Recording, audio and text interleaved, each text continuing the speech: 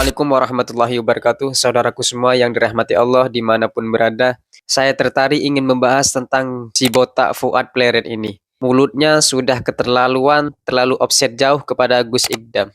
Pak Parman, Fuad botak Pleret ini emang tidak tahu apa emang tolol beneran memahami hadis waqalan Nabi sallallahu alaihi wasallam, sayati zamanun ala ummati yafirruna minal ulama'i wal fuqaha. Si Gus Ikdam ini anak muda yang lagi populer gitu, yang dulu saya itu sempat juga, wah keren juga anak ini, semuda ini udah kondang dulu sama dengan si siapa Gus Miftah itu, keren juga Gus Miftah ini. Tapi karena mereka mukibul dobel dari para kabib keturunan imigran Yaman yang didatangkan Belanda untuk merusak Islam dan merusak perjuangan bangsa Indonesia, ya akibatnya begini. Allah menunjukkan kepada kita. Ini kan si Ikdam itu, saya nggak panggil Gus, ini nggak pantas dipanggil Gus kayak begini. Saya membaca hadis, saya di zamanun ala umati, akan datang satu zaman atas umatku, yafiruna anil ulama wal fuqaha.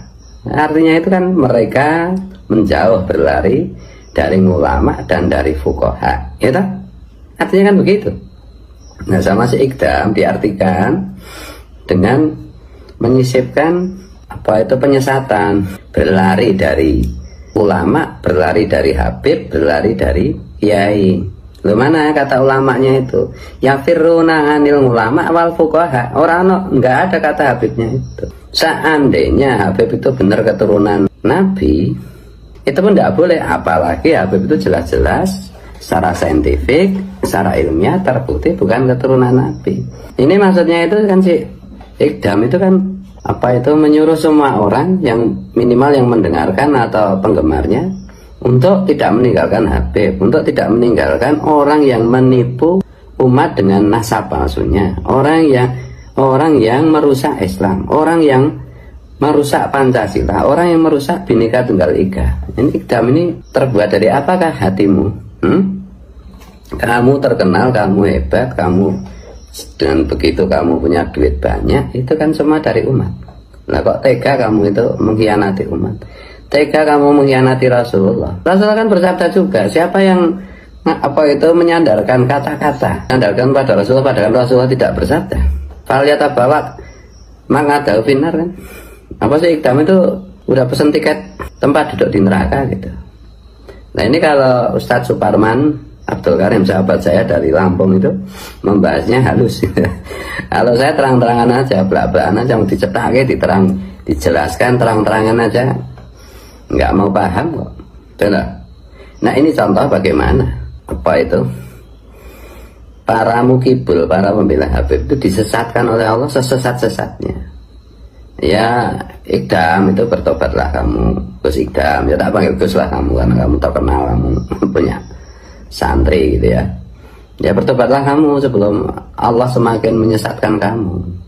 Lawang orang memalsu nasabnya Rasulullah kamu bela, memalsu nasabnya Rasulullah yaitu para kabib itu, dan pemalsuan nasab Rasulullah itu digunakan untuk merusak nama baik Rasulullah, merusak ajaran Rasulullah, menipu umat, merusak Pancasila, merusak Bhinneka Tunggal Ika. Ya oke lah, maklum lah kalau banyak orang ngomong bahwa si kamu itu Gus Ikdam itu Gus penjilat. Ya aku masih maklum lah, mau penjilat mau apa, yang penting jangan menyangkut kemuliaan Rasulullah, jangan keterlaluan menipu umat Rasulullah dengan atas nama Rasulullah. Ya, ini sampaikan ini yang jadi muridnya si Gus Ikdam, apa penggemarnya Gus Ikdam, jangan ngaco mulut itu. Jangan bawa-bawa Rasulullah untuk menyesatkan umat Rasulullah. Oh, kok kejam banget ya, kok keji banget, kok nggak takut sama sekali ya sama Allah. Lah Gusnya kayak begitu, terus mengikutnya gimana itu? Saya enak udel sendiri, nggak pakai otak. Saya membawa Rasulullah untuk menyesatkan umat Rasulullah, untuk menipu umat Rasulullah. Kok yuk segitunya gitu loh? Yuk maksiat, yuk maksiat. Yuk jangan kebangetan kayak beginilah, tuh ya. Jadi sekali lagi, ini saya memperingatkan sebagai sesama orang Islam. Saya masih husnuzon sih, Ikdam itu orang Islam. Jangan rusak umat Rasulullah, jangan rusak ajaran Rasulullah. Berhentilah menjadi mukibul Kalau enggak, sebentar lagi kamu itu popularitasnya kamu itu dicabut oleh Allah. Kamu sebentar lagi kalau enggak bertobat, kamu kedahuluan azab Allah turun kepadamu. Kamu jadi kere jalanan mungkin gila kok. Iya, karena udah keterlaluan kamu itu. Hadis kamu terjemahkan, kamu jelaskan dengan ngawur seperti itu. Ini sabda Rasulullah saat di zamanun ala umati yafiruna anil ulama wal fuqaha, itu sabdanya Rasulullah kamu artikan penyenyengan, ngawur, menyesatkan kayak gitu gimana? Gitu ngaku Gus, gitu ngaku Islam. Terus, tapi ya sebenarnya kalau kita merenung lagi juga ya nggak heran juga, karena Rasulullah juga berpesan bahwa Islam itu tidak bisa dirusak oleh orang non Islam. Islam itu dirusak oleh orang yang ngaku-ngaku Islam. Ya bisa segitunya gitu loh ya. Ya mohon maaf, mohon ampun, mohon rindu kalau keliru, kalau salah. Wallahu wal muwaffiq ila aqwamit thoriq. Ini saya emosi tenan ini emosi beneran ini. Sabda Rasulullah ya, diplesetkan gitu loh. Emosi saya. Kalau yang melesetkan itu orang non muslim atau orang ateis, itu aku masih anu lah. Ya jengkel, tapi enggak saya emosi ini lah. Ini Gus yang anu. Yang merusak itu Gus ya, masalah ngaku Gus lah minimal itu.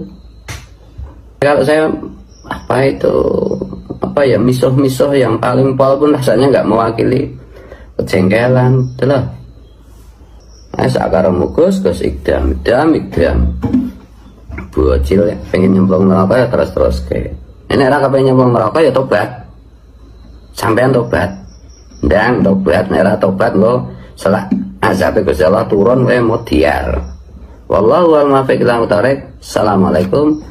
Rahayu, salam Pancasila merdeka. Ada redaksi hadis yang berbunyi begini, saudaraku.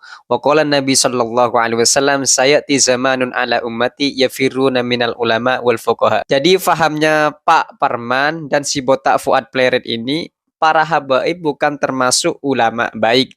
Lantas yang dimaksud ulama itu golongan kalian. Orang ini pura-pura tidak tahu apa emang tolol beneran memahami hadis ini. Saya akan berikan contoh yang mudah difahami.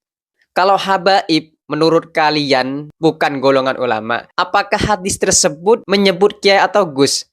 Sayati zamanun ala ummati yafiruna minal kiai. Sayati zamanun ala ummati yafiruna minal gus. Gus botak Pleret ini sepertinya isi kepalanya tidak ada, saudaraku. Kalau mempermasalahkan tentang julukan, sebuah julukan, hadis tersebut juga tidak menyebut kiai, tidak menyebut gus, tidak menyebut habib. Apa sih ulama? Anak ibtidaiyah, madrasah ibtidaiyah, faham siapa saja yang mencakup ulama.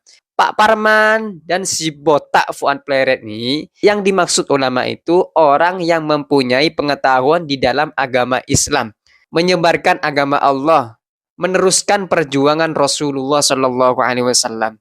Entah itu kiai, habaib, gus, ustadz, pada intinya takut kepada Allah, menjauhi larangannya, menjalankan semua perintahnya. Si botak Fuad Pleret ini sepertinya lagi menghibur para pendukungnya. Si kepalanya emang tidak berfungsi dengan baik nih, saudaraku. Saya katakan pendukung Kiai Imad, gerombolan begal nasab ini, pemahamannya tidak tahu beneran apa emang tolol beneran.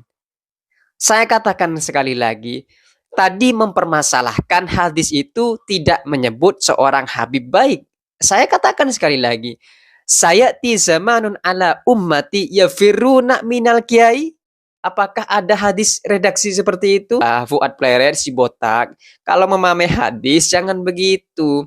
Pahami dulu ulama itu apa. Itu sebuah julukan. Kalau Anda, Pak Parman dan botak Pleret ini memahami hadis seperti itu, ya para kiai, para gus, para ustadz, para buya, para lora, itu kan julukan semua. Tapi beliau-beliau ini termasuk tercakup dari hadis tersebut, dari ulama. Karena beliau-beliau ini memperjuangkan agama Allah, meneruskan perjuangan Rasulullah. Ya kalau punya otak, dipakailah. Masa katanya seorang kiai, seorang gus, memahami hadis redaksi ini saja tidak. Aduh. Apa yang dijelaskan Gus Igdam itu benar, saudaraku. Yang dimaksud ulama itu orang-orang yang mempunyai pengetahuan di bidang agama Islam. Entah itu Habib, Kiai, Gus, Ustadz, Abuya, Lora, dan lain-lain. Tapi Fuad Plere ini, gara-gara hadis tersebut tidak ada kata habaib. Ini pendukungnya juga ikut tolol beneran gara-gara memahami hadis seperti ini. Ayolah, kalau dipermasalahkan hadis ini karena nggak menyebut tentang para habaib, nanti diketawain orang-orang. Hadis ini juga tidak menyebut kiai, tidak menyebut Gus, tidak menyebut Lora, tidak menyebut Abuya. Mbok yo kalau tolol Fuad Botak Pleret, jangan ngajak-ngajak. Aduh, diketawain orang kalau memahami hadis seperti itu. Aduh, kasihan. Tidak bisa memahami sebuah julukan. Aduh, astagfirullahaladzim, Fuad. Mungkin si Fuad Botak ini lagi menghibur para pendukungnya.